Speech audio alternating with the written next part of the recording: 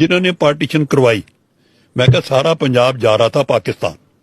Issue समझो, decision था अंग्रेज का कि जिस स्टेट की मेजॉरिटी मुस्लिम है वो जिसकी हिंदू है वो इंडिया में। मैं कहा Punjab was a majority Muslim state, तो इट वाज गोइंग देयर। मैं कहा आज तक किसी ने इंडिया में रिकॉग्नाइज नहीं किया कि वाई पंजाब वाज डिवाइडेड। कुल मिलाकर मोहम्मद यूनुस पाकिस्तान को हर वो छूट देते जा रहे हैं जिस पर शेख हसीना के राज में सख्ती हुआ करती थी। शेख हसीना के प्रधानमंत्री रहते पाकिस्तानी राजनयिकों या अफसरों की कड़ी जांच होती थी, जबकि अब वीजा फ्री यात्रा को हरी झंडी मिल गई। शेख हसीना सरकार में पाकिस्तानी राजनयिकों और अधिकारियों की कड़ी निगरानी हुआ करती थी, जिससे अब उन्हें छूट मिल गई। दोहा के ऊपर हमला हुआ है, उसने मिडिल ईस्ट की सारे इक्वेशंस को बिगाड़ कर रख दिया है। मिडिल ईस्ट में अजीब सा उबाल दिखाई दे रहा है जो मेरे जानने में लंबे समय से नहीं दिखाई दिया है। एक एग्जांपल देता हूं आपको। यह खबर जो आप देख रहे हैं ये दोहा न्यूज की खबर है।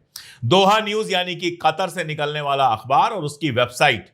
और इस खबर में कहा गया है कि मिडिल ईस्ट के मामलों के मुताल्लिक कल के हमले ने डोनाल्ड ट्रंप की नामर्दी सबके सामने रख दी है, नामर्दी उघाड़ के रख दी है। डोनाल्ड ट्रंप को नामर्द साबित कर दिया है। इंपोर्टेंट वर्ड का यूज किया है। डोनाल्ड ट्रंप की जो इंपोर्टेंस है वो बिल्कुल प्रूव हो गई है। सर देखो, आज मैं ये बोल रहा हूँ, शायद आज 12 तारीख है, कितनी है सर जी? आज 12 तारीख है ना सर। तो मैं आपको ये बोल रहा हूँ सर कि आपको एक शॉकिंग लगेगा। आप अभी कुछ दिन के बाद एक और न्यूज सुन लेंगे कि नेपाल की गवर्नमेंट गिरने वाली है सर। आपको बहुत, अभी शायद मैं चला जाऊंगा यहाँ से और आपको मेरा एक शॉकिंग याद आएगा कि लक्की बिस्ट क्या बोल कर गया सर। इंडिया भारत का प्राइम मिनिस्टर मोदी सरकार, आप क्यों हमारा नेपाल में राजा लेने के लिए फोर्स कर रहा है? हाँ वही, आपको भारत में, आपको हिंदुस्तान में हिंदू राष्ट्र बना नहीं सकता है, हमारा नेपाल में क्यों फोर्स कर रहा है? सरदार जी ने बड़ी खबर ब्रेक कर दी। भारत ने अपने हाथ खड़े कर दिए। सरहद से अपनी अफवाज वापस बुलाने की बोले तो एक और सरेंडर की ऑफर की। मोदी को मुफ्त मशवरा है कि वक्तन फवक्तन हरकत करते रहें, वरना कहीं ऐसा ना हो कि फील्ड मार्शल आसिम मुनीर मुजस्मा समझकर आपको तोड़ दे। भारत को शिकस्त फाश देने के बाद पूरी दुनिया पाकिस्तान से अच्छे ताल्लुकात की खां है। मोदी और हिंदुस्तानी कौम के डर और खौफ का ये आलम है कि फील्ड मार्शल आसिम मुनीर की सहरो तिलिस्माती शख्सियत से ही लर्ज उठे। वो भला अफवाज पाकिस्तान की बहादुरी का क्या मुकाबला करेंगे। ऑपरेशन सिंदूर के बाद भारत की हालत खसियानी बिल्ली वाली हो चुकी है, जो अब खंबा नोच रही है। साफ दिखाई दे रहा है इंडिया अपने हवास खो चुका है। और दूसरी जानिब भारतीय खुफिया राह के साबका एजेंट ने 1 महीना पहले ही बता दिया था कि नेपाल की सरकार जाने वाली है। ये कैसे मुमकिन है? क्या नेपाल में रजीम चेंज में भारत का हाथ है? नेपाली लड़की ने नरेंद्र मोदी की नेपाल में रही सही इज्जत भी मट्टी में मिला दी। सर देखो, आज मैं ये बोल रहा हूँ, शायद आज 12 तारीख है, कितनी है सर जी? आज 12 तारीख है ना सर। तो मैं आपको ये बोल रहा हूँ सर कि आपको एक शॉकिंग लगेगा। आप अभी कुछ दिन के बाद एक और न्यूज सुन लेंगे कि नेपाल की गवर्नमेंट गिरने वाली है सर। आपको बहुत, अभी शायद मैं चला जाऊंगा यहाँ से और आपको मेरा एक शॉकिंग याद आएगा कि लक्की बिस्ट क्या बोल कर गया सर। आप नोट करिए, विदिन आपको बहुत जल्दी 10 दिन 15 दिन के अंदर खबर आने वाली है। नेपाल की फिर से गवर्नमेंट गिर रही है जो 2 महीने पहले बनी थी। कौन है इसके पीछे सर? एजेंसी।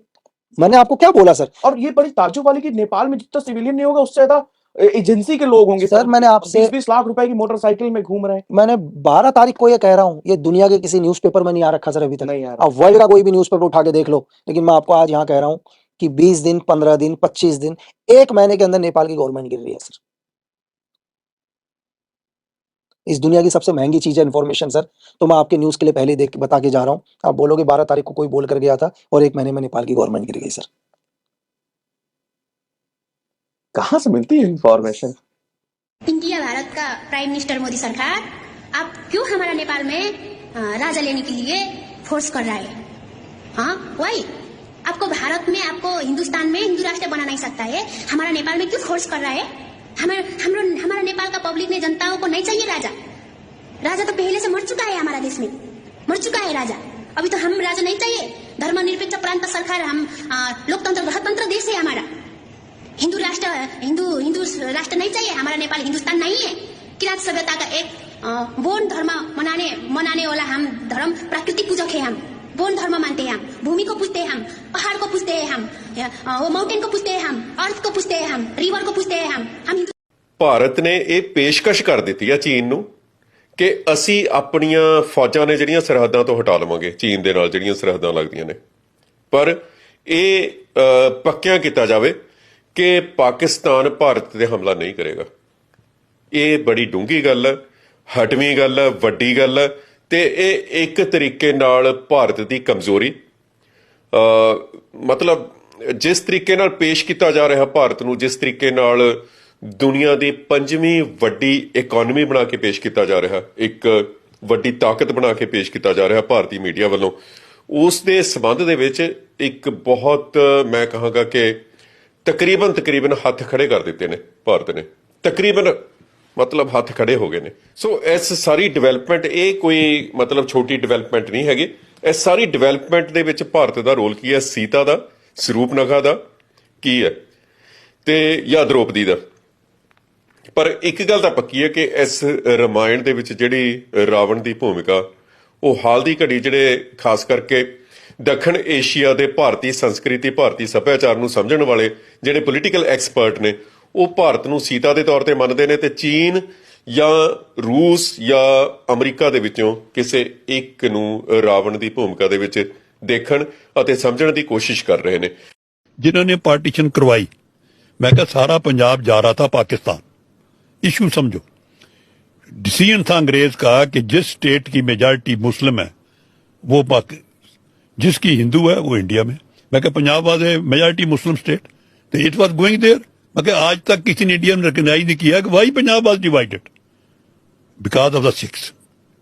मैं कहा सिखों को यही ग्रीवेंसेस है कि because of them border Gurgaon से अटारी गया, वरना पंजाब बॉर्डर गुड़गांव था। ये सिखों को ग्रीवेंसेस है। ये आपको मैं फर्स्ट टाइम कह रहा हूं, वो हमारे मन से नहीं जा रहा कि कंट्री ने हमारी कदर नहीं डाली, हमने ननकाना साहब छोड़ दिया, हम लाखों मर गए, इसलिए वी अडॉप्टेड इंडिया।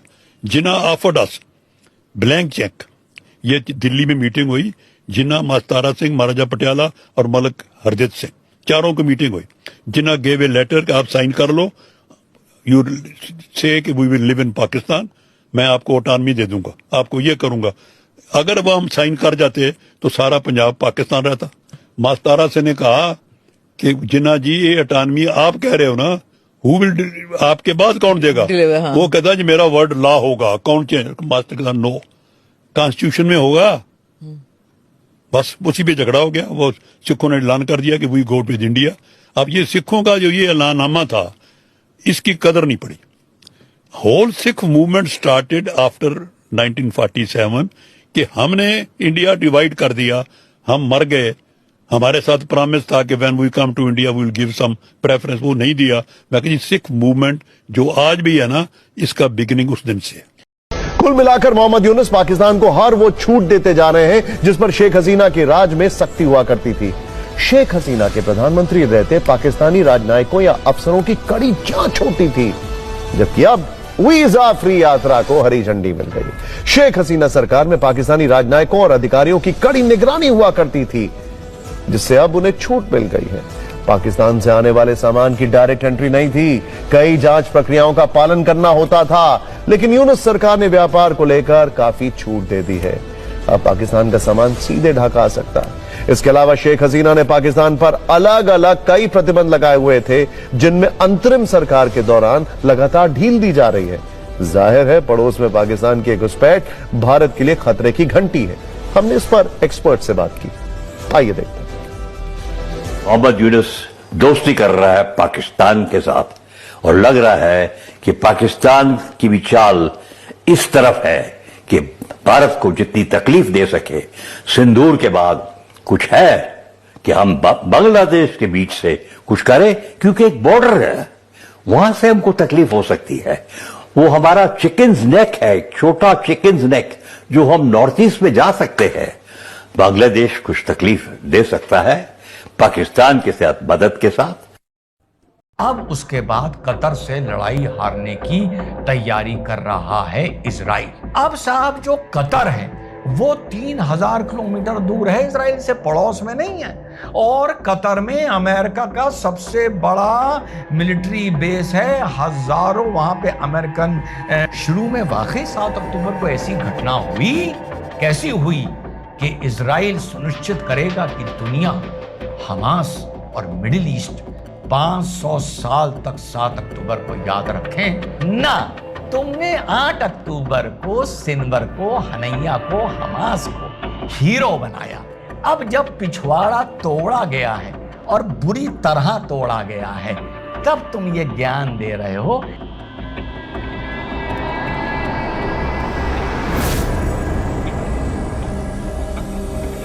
हेलो, नमस्कार, सत श्री अकाल, अस्सलाम वालेकुम। कैसे हैं जनाब? साहब, इजराइल फिर से एक लड़ाई हारने की तैयारी कर रहा है। पहले हमास से माशाल्लाह हारा, फिर ईरान से हारा, फिर हिजबुल्लाह से हारा, अब उसके बाद कतर से लड़ाई हारने की तैयारी कर रहा है इजराइल। और इसी तैयारी की शुरुआत में 3000 किलोमीटर दूर जाके दोपहर के 3 बजे कतर में धुई से 5 बम मार दिए, जिसमें वहां पर हमास से जुड़े 5 लोग हलाक हो गए। निशाने पर थे खलील अल हय्या, जहीर जबरैन और खालिद मिशाल। ये लोग वहां पर निगोशिएशन कर रहे थे। कौन से निगोशिएशन कर रहे थे कि भैया जो हॉस्टेजेस को कैसे छोड़ा जाएगा, सीज फायर कैसे होगा, शांति कैसे होगी। तो इजराइल ने कहा कि शांति के लिए तुम ऊपर चले जाओ, वहां जाके पर तुम बैठक करना। 2800 किलोमीटर दूर लाकर उसने मारा। लेकिन खबर यह है कि खलील अल हय्या बच गए, जहीर जबरैन बच गए, खालिद मशील बच गए। लेकिन खलील अल हय्या के साहबजादे अल्लाह को प्यारे हो गए। अब साहब, जो कतर है वो 3000 किलोमीटर दूर है, इजराइल से पड़ोस में नहीं है।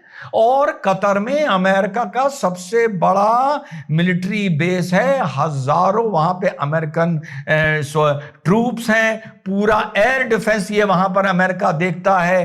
पेट्रियट लगे हैं इनके वहां पर, एडवांस रडार्स लगे हैं, वगैरह वगैरह। बड़ा एडवांस्ड, क्योंकि अमेरिका का बड़ा इंपॉर्टेंट बेस है। तो बाबा ट्रंप ने कहा कि भैया ऐसा है, जब मिसाइल मार लेना तो हमको बता देना, जैसी दगेगा बस हम इतना कर देंगे कि नोटिफाई कर देंगे कि ये जो बम मारा है इजराइल ने मारा है। और एक काम और करना, हमारी एयर स्पेस यानी कतर की एयर स्पेस के अंदर ना आना, सऊदी अरेबिया से पार होते हुए पर्शियन पर आते हुए उसके ऊपर से दाग देना, ताकि हमारे ऊपर कोई उंगली ना उठे।